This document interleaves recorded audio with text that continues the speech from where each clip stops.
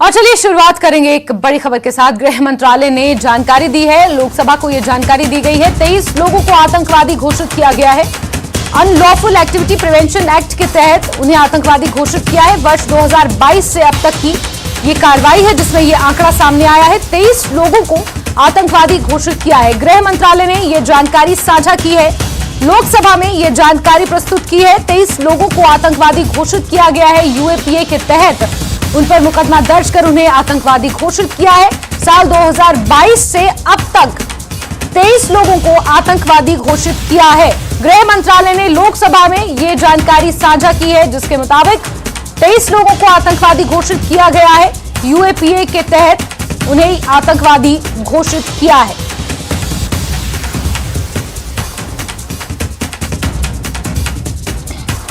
तो आतंकवाद पर नकेल कसने के लिए किस तरीके से सरकार काम कर रही है, ये तमाम जानकारियां साझा की है गृह मंत्रालय ने। अनन्या हमारी सहयोगी ज्यादा जानकारियों के साथ फोनलाइन पर मौजूद है।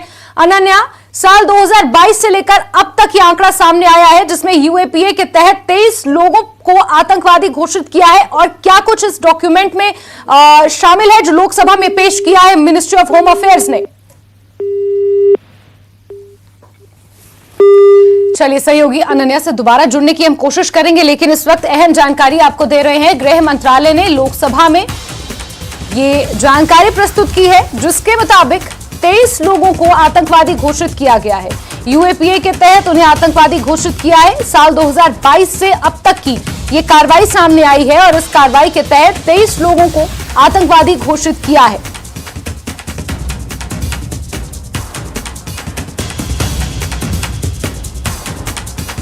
बड़ी खबर आपको बता रहे हैं, लोकसभा में यह जानकारी दी है गृह मंत्रालय ने जिसमें साल 2022 से लेकर अब तक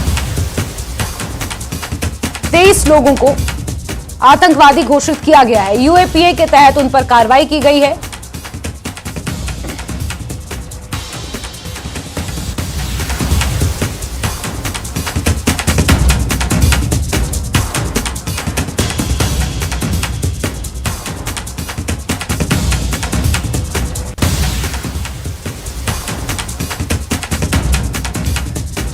चलिए आगे बढ़ेंगे और अमृतपाल सिंह से जुड़ा हुआ ये मामला है जिस पर बड़ी खबर आपको दे रहे हैं। पंजाब हरियाणा हाईकोर्ट में पुलिस से जवाब पेश किया है। अमृतपाल के संबंध में ये जवाब दिया है, गिरफ्तारी या हिरासत की बात बेबुनियाद है। पंजाब हरियाणा हाईकोर्ट ने पुलिस से जवाब तलब किया था। जो पुलिस से जवाब पेश किया है उसमें उन्होंने साफ तौर पर कहा है कि गिरफ्तारी या हिरासत की बात बेबुनियाद है। बड़ी खबर आपको बता रहे हैं अमृतपाल से जुड़ी हुई, जो पिछले 48 घंटों से फरार है, और इसी को लेकर पंजाब हरियाणा हाईकोर्ट ने पुलिस को तलब किया है, उनसे जवाब मांगा है, सरकार से जवाब मांगा है। जो सरकार ने और पुलिस से जवाब पेश किया है उसके मुताबिक यह कहा गया है कि गिरफ्तारी या हिरासत की बात बेबुनियाद है। बड़ी खबर आपको बता रहे हैं अमृतपाल से जुड़ा हुआ यह है मामला है। पंजाब हरियाणा हाईकोर्ट में पुलिस ने जवाब पेश किया है।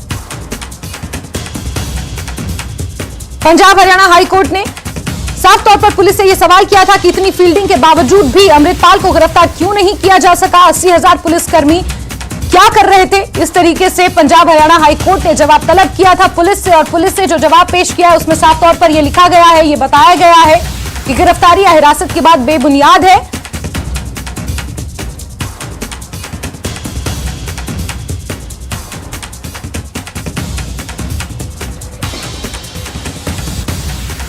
और हमारे सहयोगी अनन्या ज्यादा जानकारियों के साथ फोनलाइन पर मौजूद है।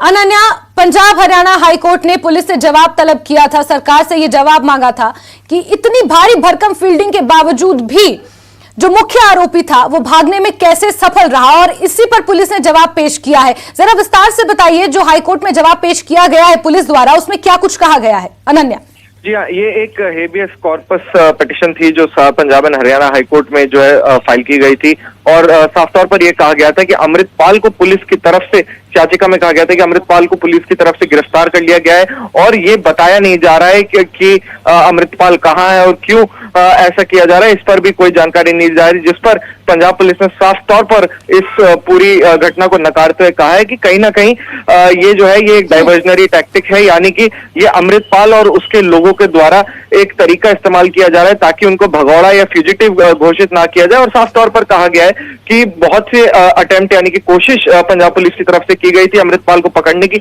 हालांकि वो नहीं हो पाई। हालांकि ये साफ तौर पर बताया गया है कि किस तरीके से एक ऑपरेशन लॉन्च किया गया था पंजाब पुलिस के द्वारा और एक नाकाबंदी भी की गई थी जिसमें कोशिश की गई थी कि अमृतपाल को गिरफ्तार कर लिया जाए, पर वो पहले एक मर्सिडीज गाड़ी से भागे, उसके बाद एक आइसुजू गाड़ी से भागे और जिस गाड़ी इन गाड़ियों की तलाश के बाद .315 बोर की जो है राइफल्स वहां से मिली, उसके साथ साथ वॉकी टॉकीज मिले और भी कुछ जो है इंक्रीमेटिंग यानी कि संदिग्धजनक सामान उस गाड़ी में से बरामद हुआ। साफ तौर पर यह भी पंजाब पुलिस की तरफ से ये कहा गया है कि अमृतपाल सिंह जो है वो कहीं ना कहीं ऐसी गतिविधियों में इन्वॉल्व है या ऐसी गतिविधियों का हिस्सा है जो कि भारत की नेशनल सिक्योरिटी के खिलाफ है और इसीलिए उन पर एनएसए इन्वोक किया गया है, यानी कि नेशनल सिक्योरिटी एक्ट इस पे लगाया गया। और अब और भी कड़े जो है एफर्ट्स पंजाब पुलिस की तरफ से किए जा रहे हैं कि अमृतपाल को गिरफ्तार कर लिया जाए। बिल्कुल अनन्या, लेकिन इसमें एक बात और भी गौर करने वाली है कि अमृतपाल से जुड़े हुए जितने भी लोग थे, उसके जितने भी गुर्गे थे, उनमें से लगभग 114 लोगों को दबोचा गया है और हाईकोर्ट ने बड़े तल्ख लहजे में यह सवाल किया है कि इतनी भारी भरकम मात्रा में पुलिस बल की तैनाती की गई थी, उसके बावजूद भी अमृतपाल जो है वो भागने में सफल रहा और 48 घंटे बाद भी उसका कोई सुराग नहीं है। इतना बड़ा ऑपरेशन चलाया पंजाब पुलिस ने, लेकिन जिसको पकड़ने के लिए ऑपरेशन चलाया वो ही फरार है और इसी को लेकर अब पुलिस के ऊपर भी सवालिया निशान खड़े हो रहे हैं। अनन्या, बिल्कुल कहीं ना कहीं पंजाब पुलिस से इस बात पर सवाल इकट्ठे हो रहे हैं और कहीं ना कहीं इन सवालों के जवाब पंजाब पुलिस को अगले 4 दिनों में देने हैं, क्योंकि याद होगा आपको जब आज पंजाब एंड हरियाणा हाईकोर्ट ये मामला पूरी तरीके से सुन रहा था तो उसने कई कड़े सवाल पंजाब पुलिस पर दागे, जहां की कहा गया कि 80,000 जवानों के होने के बाद भी अमृतपाल किस तरीके से भाग गया, इसके बारे में पंजाब पुलिस जो है वो बताए। और साफ तौर पर यह भी कहा गया कि क्या पुलिस ने किसी तरह की कोताही बरती अमृतपाल को पकड़ने में, या क्या हुआ ऐसा कि कहीं ना कहीं अमृतपाल जो है पंजाब पुलिस की गिरफ्त से बाहर निकल गया और पकड़ा ना जा सका। इस पर 4 दिन बाद वापस सुनवाई पंजाब एंड हरियाणा हाईकोर्ट करेगा और हम देखेंगे किस तरीके से जो इनफैक्ट एक तारिणी सिंह वकील है, उनको अमाइकस क्यूरी यानी कि कोर्ट का दोस्त एक तरीके से वो असिस्ट करेंगी कोर्ट को इस पूरे मामले में, एक अलग पक्ष देते हुए, इस पूरे मामले का एक अनबायस पक्ष देते हुए कहीं ना कहीं इस पूरे मामले पे। और देखते हैं कि किस तरीके से अब 4 दिन बाद जब पंजाब पुलिस वापस आता है तो क्या इन सवालों के जवाब पंजाब पुलिस साथ लेके आता है, क्या अमृतपाल गिरफ्तार होते हैं या नहीं होते हैं, पर ये अब 4 दिन बाद ही पता चलेगा जब पंजाब एंड हरियाणा हाईकोर्ट में इस मामले की वापस सुनवाई होगी। बिल्कुल अनन्या, लेकिन एक और अहम सवाल कि अमृतपाल के पिता भी इस बीच बयान देने कोर्ट पहुंच जाते हैं, कोर्ट उनको भी फटकार लगाता है। इससे पहले भी वो बयान देते आए हैं और इससे पहले भी उन्होंने मीडिया को ये बयान दिया है कि साजिश के तहत अमृतपाल को पकड़ा जाना है और साजिश रची जा रही है, उसका एनकाउंटर करने की कोशिश की जा रही है। इस तरह के बेबुनियाद अमृतपाल के पिता लगा रहे हैं। जी हाँ, बिल्कुल उसके पिता जो है वो कई तरह के सवाल लगा रहे हैं और आज भी जब वो पंजाब एंड हरियाणा हाईकोर्ट पहुंचे इस मामले की पूरी सुनवाई के चलते, तो उनको पंजाब एंड हरियाणा हाईकोर्ट ने साफ तौर पर यह कह दिया क्योंकि ये याचिका उनकी तरफ से दाखिल नहीं की गई है, इसलिए वो बस आराम से बैठ जाएं और इस मामले में किसी तरीके का बयान देने की कोशिश ना करें, क्योंकि वो फिलहाल इस मामले में पार्टी नहीं है, क्योंकि उनकी तरफ से ये याचिका दायर नहीं की। क्योंकि मैं आपको बता दूं साफ तौर पर अपने दर्शकों को कि ये जो पिटिशन है यानी कि जो याचिका है वो वारिस पंजाबदे के वकील की तरफ से दाखिल की गई थी और साफ तौर पर इसमें कहा गया था कि अमृतपाल सिंह को डिटेन कर लिया गया है पंजाब पुलिस और सिक्योरिटी एजेंसीज के द्वारा और इस बारे इसकी जानकारी जो है वो कहीं भी नहीं दी जा रही है और इलीगली यानी कि गैर कानूनी तौर पर जो अमृतपाल को गिरफ्तार कर लिया गया है। बिल्कुल अनन्या, एनएसए तो अमृतपाल पर लगाया ही गया है, बस उसे दबोचने भर की देर है। नजर आप बना के रखिए, 4 दिन बाद फिर से कार्रवाई होनी है इस पूरे मामले पर, कोर्ट में पेश होना है जवाब पुलिस की तरफ से। क्या कुछ उस वक्त पुलिस पेश करेगी अपने जवाब में, ये देखना काफी अहम होगा। अनन्या, हमसे जुड़ने के लिए आपका बहुत बहुत शुक्रिया। चलिए आगे बढ़ेंगे, बात एक और बड़ी खबर की करेंगे। अमृतपाल के खिलाफ नॉन बेलेबल वारंट जारी कर दिया गया है। बड़ी खबर आपको बता दें, पंजाब पुलिस ने ये नॉन बेलेबल वारंट जारी किया है। एनएसए तो पहले से ही अमृतपाल के ऊपर लगा दिया गया है और कोर्ट में एफिडेविट पेश किया गया। 18 मार्च को एनएसए लगा दिया गया था और अब नॉन बेलेबल वारंट भी अमृतपाल के ऊपर लगाया गया है। बड़ी खबर आपको बता रहे हैं, इससे पहले पंजाब हरियाणा हाईकोर्ट पुलिस को फटकार लगा चुका है कि आपके 80,000 जवान आखिर क्या कर रहे थे। उसका जवाब पुलिस ने पेश किया है कोर्ट में और एक बड़ी खबर निकल कर आई है जहां नॉन बेलेबल वारंट अमृतपाल के ऊपर लगाया गया है।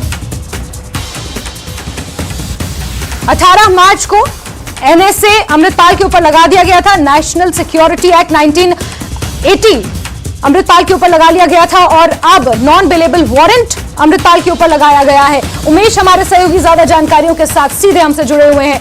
उमेश, लगातार इस पूरे मामले पर नए नए मोड़ देखने को मिल रहे हैं और अब नॉन बेलेबल वारंट भी अमृतपाल के ऊपर लगा लिया गया है। क्या है ताजा अपडेट्स उमेश? देखिए, पंजाब हरियाणा हाई कोर्ट में पंजाब सरकार की तरफ से जो एफिडेविट दाखिल किया गया है उसमें एनएसए लगाने का डेट है 17 मार्च को।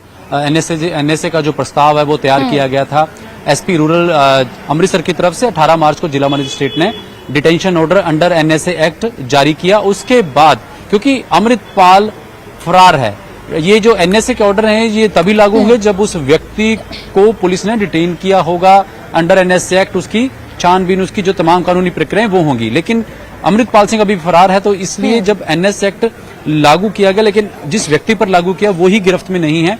उसके बाद 20 मार्च को जो है जो वारंट है नॉन बेलेबल वारंट वो इशू किया गया अमृतपाल सिंह के खिलाफ।